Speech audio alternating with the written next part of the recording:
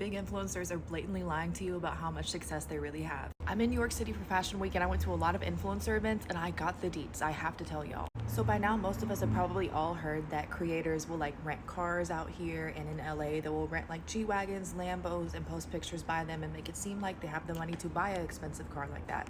This is like a known thing. However, I didn't know how deep it gets. So for Fashion Week and just in general in New York City, I don't know if you know this, but they drive these big trucks that have like LED sides and they're playing like video ads on the truck. And sometimes the only purpose of the truck moving is to drive around town so people can see the ad. Tell me why multiple trucks were rental services for different various things. So the first one I saw was Rent the Runway, where you can rent designer clothing so you don't have to buy it full price. So you can look like you have every single rare designer piece, every piece in the books, but you don't have any of them really. And you certainly didn't pay full price for any of them.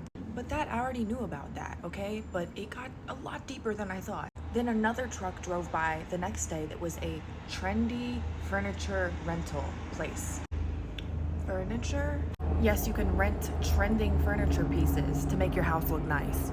And you can also rent out penthouses for a day, as we all know, Airbnb rental services. And I'm not gonna name names, and I'm not gonna share any insider info that would make people, lash out against me. But let's say that a popular influencer rented out a penthouse for like a week. Maybe that's like $10,000, right?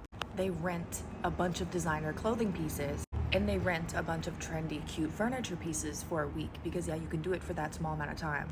And let's say they take that 7 days and batch like 200 videos, like a crazy amount of videos. That's all they're doing.